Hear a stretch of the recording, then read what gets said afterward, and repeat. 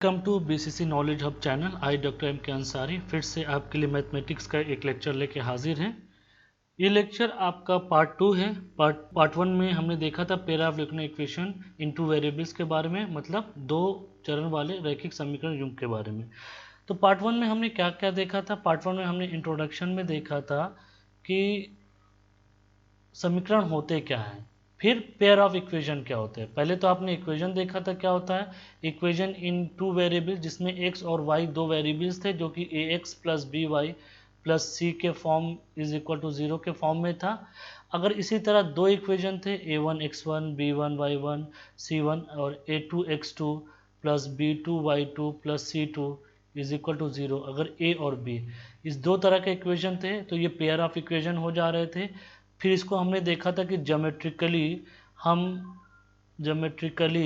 ये pair of equation को कैसे रिप्रेजेंट कर सकते हैं एक लाइन में, और उनके कितने सोल्यूशन हो सकते हैं, जो कि हमको तीन तरह के सोल्यूशन मिले थे। एक मिला था जिसमें ओनली वन सोल्यूशन था जो कि कंसिस्टेंट कहलाता था। एक था जिसमें आपको कोई भी सोल्यूशन नहीं मिलता था जब वो पैरेलल लाइंस बनाता था, तो ये इनकंसिस्टेंट सोल्यूशन था। और एक था जिसमें एक लाइन दूसरी लाइन के ऊपर थे, ये कंसिस्टेंट सोल्यूशन था, बट ये डिपेंडेंट था, जिसमें दो लाइन एक ही तरह की होती थी बट वो एक मल्टीपल के फॉर्म में होती थी।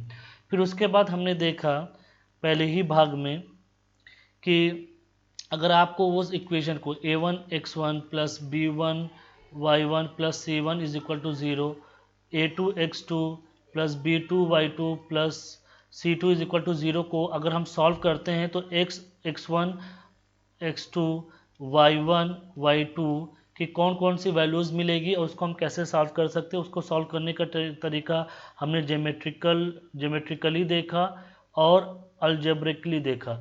अलजेब्रिकली में हमने देखा कि सब्स्टिट्यूशन मेथड क्या था।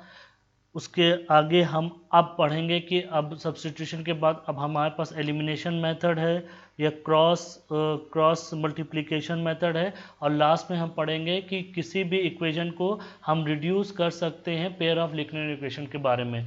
तो हमने सब्स्टिट्यूशन तक तो पार्ट वन में देख लिया था। अब हम एलिमिनेशन एंड क्रॉस मल्टीप्लिकेशन के साथ साथ रिड्यूसिबल टू लीनियर इक्वेशन का फॉर्म में इस चैप्टर में देखेंगे। तो ये थी अभी तक की समरी। चलिए आगे बढ़ते हैं। तो आपने सब्स्टिट्यूशन मेथड पढ़ लिया था, अब हम विलोपन मेथड के बारे में पढ़ते हैं। विलोपन मेथड में हम क्या करेंगे, हमारे पास x और y दो वेरिएबल है, हम किसी एक वेरिएबल को हटाने की कोशिश करेंगे ताकि वो इक्वेशन में ना रहे और हमारा इक्वेशन एक वेरिएबल में रिड्यूस हो जाए और हम उसको आसानी से सॉल्व कर सकते हैं। चलिए फिर हम देखते हैं 9x minus 4y is equal to 2000 and 7x minus 3y is equal to 2000। अब आप देख रहे हैं कि अगर इन इक्वेशन को 1 और 2 में या तो हम x को हटा दें या तो हम y को हटा दें, तो उसको हटाने के लिए हमें क्या करना पड़ता है। अगर हमको x को हटाना है तो ये और ये टर्म बराबर होना चाहिए, तो हम इन दोनों में से कोई एक कॉमन फैक्टर को मल्टीप्लाई कर देंगे ताकि ये हमारे पास कॉमन हो जाए। हम उसको ना हटा के हम ये 4 और 3 y को हटाने की कोशिश करते हैं, तो हम इस इक्वेशन में इसमें हम 3 से मल्टीप्लाई करते हैं और इसमें हम 4 से मल्टीप्लाई करते हैं, तो ये क्या हो जाता है हमारा बेसिकली। फिर यहाँ पे भी 3 से मल्टीप्लाई हो जाएगा और यहाँ से में 4 से मल्टीप्लाई हो जाएगा, तो ये हो जाएगा आपका 27x minus 12y is equal to 6000, और ये हो जाएगा आपका 28x minus 12y is equal to 8000। Multiply करने के बाद अब हमको इसको एलिमिनेट करना है, तो हम क्या करेंगे, माइनस कर देंगे। और जब माइनस करते हैं तो माइनस में हमारा साइन चेंज हो जाता है, आपको मालूम है। यहाँ प्लस है तो यहाँ माइनस हो जाएगा, यहाँ माइनस है तो ये प्लस हो जाएगा, और यहाँ प्लस है तो ये माइनस हो जाएगा। अब आप देख रहे हैं ये प्लस माइनस है और दोनों बराबर है तो ये हट जाएगा, y का कोई भी टर्म नहीं रहेगा। अभी x का टर्म है, यहाँ पे देख रहे हैं 28 में 27 गए, एक बचा, एक x नहीं लिखते हैं, और यहाँ पे माइनस बढ़ा है तो यह माइनस x हो जाएगा।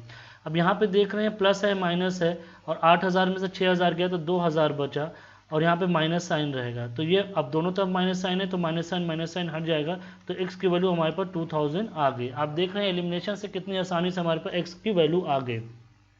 अगर इसको हमको प्रतिस्थापन से करना होता तो यहाँ पे हम x बराबर लिखते 2000 माइनस 4y डिवाइडेड बाय 9। तो फिर हम x की वैल्यू यहाँ पे रख के उसको सॉल्व करते हैं, जो कि बड़ा सिंपल मेथड है। सिर्फ हमने वो दोनों को बराबर करके x की वैल्यू निकाल ली है। अब यहाँ पे x की वैल्यू 2000 आ गई, तो हम किसी एक इक्वेशन में, एक या दो में, किसी में भी x की वैल्यू रख के y की वैल्यू निकाल सकते हैं। तो चलिए हम समीकरण 1 में x की वैल्यू रखते हैं। तो 9 into 2000 minus 4y is equal to 2000। ये हमारा हो गया 18,000 minus 4y is equal to 2000। तो ये हो गया हमारा 4y is equal to 2000 minus 18,000। 4y is equal to, ये हमारा कितना हो गया 16,000 विद माइनस साइन, और ये भी हमारा माइनस साइन के साथ है। तो दोनों तो माइनस साइन है, माइनस साइन हट गया, तो y इज इक्वल टू हमारे पास 4000 ये आ गया। तो आप देख रहे हैं कितनी आसानी से हमने x और y की वैल्यू विलोपन विधि मतलब एलिमिनेशन मेथड से निकाल ली है। यही एक चीज़ यहाँ पे डिटेल में आपको बताई गई है कि आप किस तरह विलोपन विधि करते हैं। विलोपन विधि में किसी दो x या y को, किसी x या x और y को किसी एक की वैल्यू को बराबर करिए, फिर उसको माइनस करिए, फिर जो वैल्यू आ जाए तो उसको दूसरे इक्वेशन में आप प्रतिस्थापित कर दीजिए। ये कुछ एग्जाम्पल है जो आपके लिए है, इसको करने की कोशिश करिएगा। फिर से हम कह रहे हैं जितना ज़्यादा आप मैथमेटिक्स की प्रैक्टिस करेंगे उतना ज़्यादा मैथमेटिक्स आपको आएगी। कमेंट सेक्शन में लिखिए आपको कि क्या नहीं समझ में आ रहा है या कहाँ पे आप फंस रहे हैं। तो आगे बढ़ते हैं हम। अब दूसरा मेथड हमारे पास है ब्रज गुणनखंड विधि। इसको हम क्रॉस मल्टीप्लिकेशन भी बोलते हैं। ये थोड़ा सा कॉम्प्लिकेटेड है बट ज़्यादा टफ नहीं है, इसको बहुत आसानी से आप देख सकते हैं। ये बेसिकली एक सब्स्टिट्यूशन मेथड का ही है। सब्स्टिट्यूशन एलिमिनेशन सब मिला के ही हम इसको क्रॉस मल्टीप्लिकेशन का फॉर्मूला बनाएंगे। तो इसको देखने की कोशिश करिए।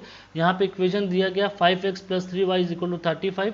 इसको आप ax plus by plus c is equal to 0 के फॉर्म में लिख लीजिए।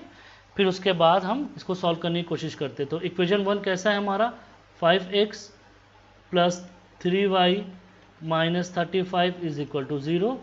दूसरा क्या है 2x plus 4y minus 28 is equal to 0। ये इक्वेशन 1 हो गया, ये इक्वेशन 2 हो गया। इसमें क्या करना है, पहले हम इसमें एलिमिनेशन मेथड लगाएंगे, मतलब हम किसी एक को बराबर करेंगे ताकि वो एलिमिनेट हो जाए। तो यहाँ पे हम किसको बराबर करना चाहते हैं, हम समीकरण 1 को 4 से करेंगे और इस 4 को 3 से करेंगे, जस्ट लाइक पिछले वाला जैसा था उसी तरह से करेंगे। तो हमने इसको 5x प्लस 3y माइनस 35 को हमने 4 से मल्टीप्लाई कर दिया और 2x प्लस 4y माइनस 28 को 3 से मल्टीप्लाई कर दिया, ये 0 आ गया। अब इसको मल्टीप्लाई करते हैं तो 20x प्लस 12y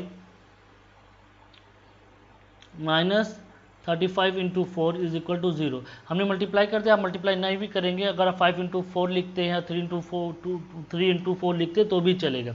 जिस तरह हम यहाँ पे लिखते हैं 2 into 3 x plus 4 into 3y minus 28 into 3 is equal to 0। ये हमारा इक्वेशन 4 हो गया और ये हमारा इक्वेशन 3 हो गया। अब देखिए यहाँ पे हम एक को बराबर करने की कोशिश करते हैं घटाने के लिए, तो हम इन दोनों को घटा देते हैं, फिर से रीअरेंज करते हैं इसको। जब आप इसको सॉल्व करते हैं x के लिए, तो x के लिए हमारे पास वैल्यू आती है कुछ इस तरीके से, आप देख रहे हैं x की वैल्यू आती है -4 into minus 35 minus 3 into minus 28। अगर आप इसको सब्स्टिट्यूट करके निकालते हैं तो x की नॉर्मल वैल्यू आ गई है ये आपका। इसमें यहाँ पे समझिए कि मल्टीप्लाई क्यों नहीं किया गया। मल्टीप्लाई इसलिए नहीं किया गया कि हमको इसको कोरिलेट करना है लीनियर इक्वेशन से। यहाँ पे दो इक्वेशन है तो इसको इसीलिए हम यहाँ पे पेयर ऑफ लीनियर इक्वेशन बोल रहे हैं। तो यहाँ पे आप देख रहे हैं कि दो इक्वेशन से जब इसको मल्टीप्लाई किया गया तो यहाँ पे आप देखिए ये हो गया a1x plus b1y plus c is equal to 0। ये हो गया a2x plus b2y plus c is equal to 0। तो इस हिसाब से हमारा a1 कितना आया, यहाँ पे 5 आया, b1 कितना आया, यहाँ पे हमारा 3 आया और c1 कितना आया -35। और यहाँ पे a2 हमारा कितना आया कोरिलेट करने पे 2, b2 कोरिलेट करने पे 4 आया और c2 कोरिलेट करने पे 28 आया। तो इसका मतलब अगर इस तरीके से आया है तो क्या हम a1 इस इक्वेशन को इस फॉर्म में लिख सकते हैं क्या? इसीलिए यहाँ मल्टीप्लाई नहीं किया गया है ताकि आपको समझ में आए, क्योंकि जब नंबर से ज़्यादा समझ में आता है बशर्ते कि वेरिएबल से, इसीलिए यहाँ पे मल्टीप्लाई नहीं किया गया। देखिए अगर आप जैसे हमने कहा कि इसको अगर इस फॉर्म में लिखना हो तो कैसे लिखेंगे, यहाँ पे 3 आपका क्या है B1 है, तो देखिए यहाँ पे लिखा है B1C2 minus B2C1 upon A1B2 minus A2B1। अगर आप प्रतिस्थापित, अगर आप इसको रख देते हैं तो वैल्यू को, और Y1 कहाँ से आया, y1 की वैल्यू ये आ गई। ये कहाँ से आई, इसका हम प्रूफ भी करेंगे, सॉल्व करेंगे कि आपको x और y की वैल्यू इस तरीके से कैसे मिली। आने वाली कुछ स्लाइड में ये भी आपको बताया जाएगा। तो इस विधि को हम क्रॉस मल्टीप्लिकेशन भी क्यों कहते हैं, तब भी आपको समझ में आएगा। चलिए अब यहाँ पे हम देखते हैं कि सॉल्व करने का मेथड क्या है। जैसे कि अभी हमने आपको बताया कि a1x plus b1y plus c1 is equal to 0 एक इक्वेशन है। अब यहाँ पे हमको किसी एक को बराबर करना है, तो किसी एक को बराबर करने के लिए क्या करना पड़ेगा, यहाँ पे b1 b2 आ जाए और यहाँ b2 की जगह b1 आ जाए तो ये बराबर हो जाएगा और y हमारा एलिमिनेट हो जाएगा। वही चीज़ यहाँ पे की गई है। देखिए यहाँ पे b2a1 माइनस यहाँ पे मल्टीप्लाई किया गया है। देखिए समीकरण 1 को b2 से, यहाँ समीकरण 1 को b2 से और समीकरण 2 को b1 से मल्टीप्लाई करने के बाद ये हमारे पास आया b2a1x plus b2b1y plus b2c2 is equal to 0। और जब आप इसको b1 से मल्टीप्लाई करते हैं तो b1a2x plus b1b2y plus b1c2 is equal to 0। अब आप यहाँ पे देखिए जब आप इसको माइनस करते हैं तो माइनस करने में क्या आएगा, यहाँ पे आपका b2a1 माइनस b1a2x प्लस, और यहाँ पे क्या आएगा b2b1 माइनस b1b2y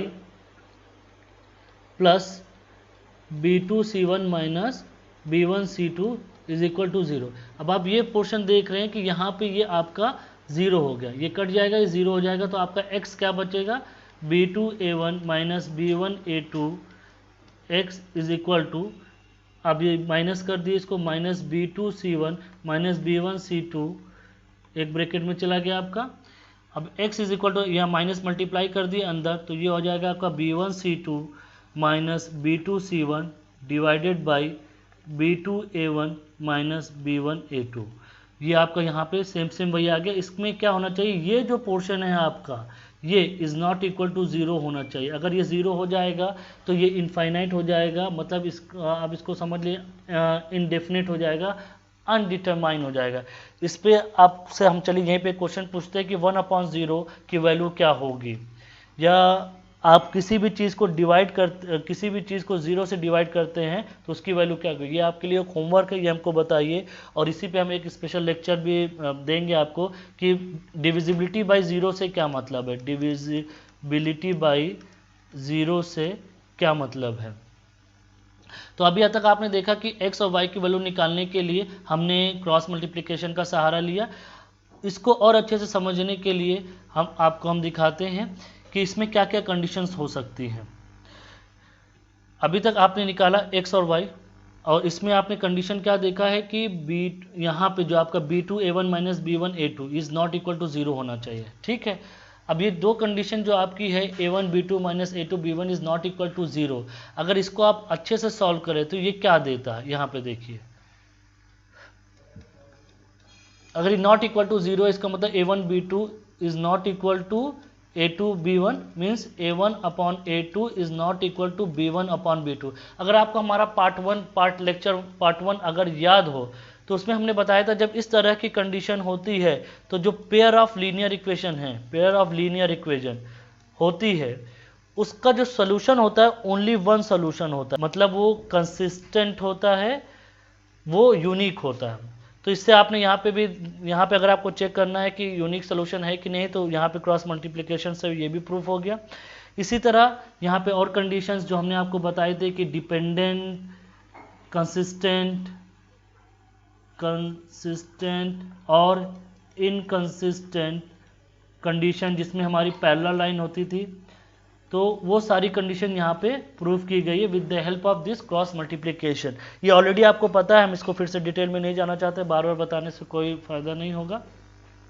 अब यहाँ पे समझ लिए कि आप क्रॉस मल्टीप्लिकेशन करेंगे कैसे। हम फिर से इक्वेशन लिखते हैं a1x plus b1y plus c1 is equal to 0, a2x plus b2y plus c2 is equal to 0। अगर आप x की वैल्यू लेते हैं तो x डिवाइडेड बाई, x की वैल्यू लेते हैं x डिवाइडेड बाई, तो ये टर्म जो आपका है ये आपका छुप जाएगा, इसको आप हाइड कर लीजिए। तो क्या बचेगा आपका B1 B2 C1 C2। तो जब B1 B2 C1 C2 बचेगा तो आपको B1 को C1 से मल्टीप्लाई करना है, क्योंकि आप देखिए यहाँ पे समझिए आपके पास टर्म क्या है, A B और C है। जब आप x की बात करते हैं तो आप A को हटा देते हैं तो क्या बचता है आपका B और C। जब आप फिर देखिए A B एंड C, जब आप y की बात करते हैं तो आप B हटा देते हैं तो क्या बचता है C और A। ऐसे चलना हमको, A से B, फिर B से C, फिर C से A, ये याद रखिए, ठीक है। तो हम x की वैल्यू लेते हैं तो क्या बचता है हमारे पास B1 C2 minus B2 C1। अगर हम y की बात करते हैं तो हमारे पास क्या बचता है, ये y ये पूरा हट जाएगा। अभी क्या बचता है A1 A2 और C1 C2, बट हम जाएंगे कहाँ से, C to A जाएंगे, ना कि A to C जाएंगे। तो C to A जब जाएंगे तो क्या करेंगे आप, C1 A2 minus C2 A1 is equal to, अब चूंकि यहाँ पे कांस्टेंट है, यहाँ पे कुछ नहीं है तो ऊपर हम 1 लिख देंगे। 1 के बाद अब आपका C हट गया तो C के बाद अब कहाँ मूव करें, A, तो A अब क्या हो जाएगा, ये A1 B2 minus A2 B1। तो इस तरीके से हम लिखते हैं। याद करने का बहुत सिंपल तरीका है। अगर आपको क्रॉस मल्टीप्लिकेशन करना है तो कुछ मत करिए, आपके पास A1x plus B1y plus C1 is equal to 0 लिखा हुआ है, A2x plus B2y plus C2 is equal to 0 लिखा हुआ है। आप इस फॉर्म में लिख दीजिए। तो x को जब पकड़ेंगे तो आपको B1 C1 से मल्टीप्लाई करके माइनस साइन लगाना पड़ेगा। जब आप y की बात करेंगे तो c को a से मल्टीप्लाई करना पड़ेगा, ना कि a को c से, क्योंकि माइनस साइन बीच में आता है। फिर जब आप कांस्टेंट की बारी आती है तो a को b से करेंगे, ना कि b को a से। उसके बाद अब इसका हल कैसे निकालेंगे, हल निकालने का तरीका ये है कि इस पोर्शन को, इस वाले टर्म को इसके इक्विवेलेंट कर देंगे तो आपको x पता चल जाएगा, और y वाले टर्म को इससे इक्विवेलेंट कर देंगे तो आपको y पता चल जाएगा। यही क्रॉस मल्टीप्लिकेशन है। और इस तरीके के इक्वेशन, इस फिगर से आपको पता ही चल गया होगा इसको क्यों क्रॉस मल्टीप्लिकेशन बोला जा रहा है। आगे कुछ एग्जाम्पल्स हैं जो मैंने आपके लिए छोड़ दिए हैं, प्लीज़ इसको ट्राई करिएगा, कोशिश करिएगा करने की। और ये बहुत आसान है, कोई ज़्यादा टफ नहीं ना। अगर आपको टफ लगता है तो प्लीज़ हमको बताइएगा कमेंट सेक्शन में, तो फिर हम उसको सॉल्व करने की आपके साथ कोशिश करेंगे। ये कुछ सवाल आपके बुक्स में दिए गए हैं। आप देखिए इस चैप्टर का जो लास्ट टॉपिक है वो आपका है दो चरों की रेखीय समीकरण के युग में बदले जा सकने वाले समीकरण। इसका क्या मतलब है कि आपके पास कोई इक्वेशन है, कोई भी इक्वेशन है, बट वो normal a1 ax plus B Y plus C is equal to 0 के फॉर्म में नहीं है, बट इस तरीके से है कि आप उसको कन्वर्ट कर सकें ax plus B Y plus c के फॉर्म में। इसीलिए यहाँ पे लिखा है बदलने जाने का समीकरण। इसको ये भी बोलते हैं equation reducible to a pair of linear equation in two variables. जैसे यहाँ पे दिया गया, आप देखिए 2/x plus 3/y is equal to 13, ये एक लिखा हुआ है, और दूसरा लिखा है 5/x minus 4/y is equal to -2। अब आप इसको किस तरीके से कन्वर्ट करेंगे, ये यहाँ पे यही आपको देना है।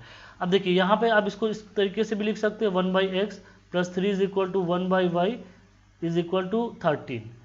इसको आप लिख सकते हैं 5 1/x minus 4 1/y is equal to -2।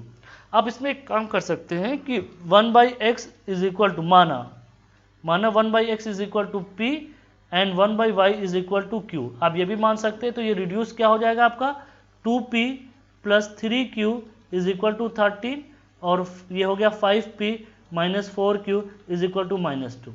अब ये आपका पेयर ऑफ लीनियर इक्वेशन के फॉर्म में बन गया। और इसको सॉल्व करने के आपके पास बहुत से मेथड है। पहला मेथड ज्योमेट्रिकल मेथड है, दूसरा अलजेब्रिक है।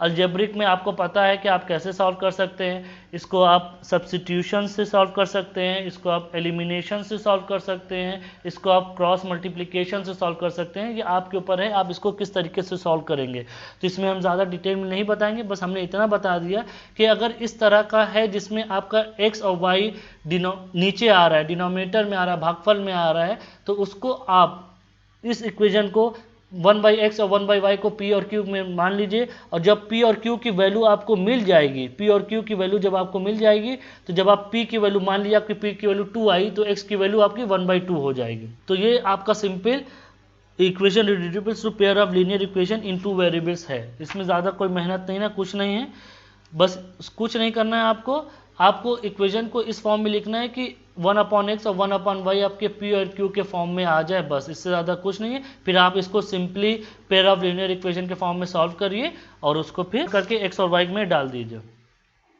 ये कुछ आपके एग्जाम्पल्स दिए गए हैं। ये आपके चैप्टर का सारांश है कि आपने अभी तक जितना भी इसमें पढ़ा उसमें क्या क्या था। पेयर ऑफ लीनियर इक्वेशन में इन टू वेरिएबल्स में आपने क्या क्या पढ़ा।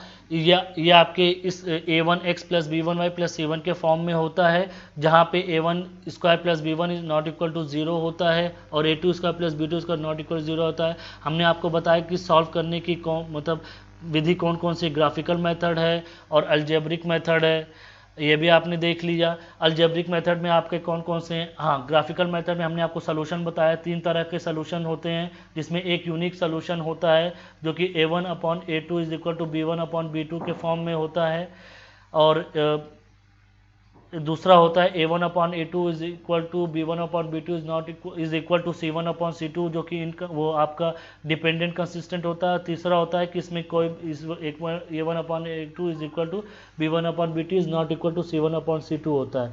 अब इसको सोल्यूशन सॉल्व करने का 3 तरीका आपने देखा है। Substitution method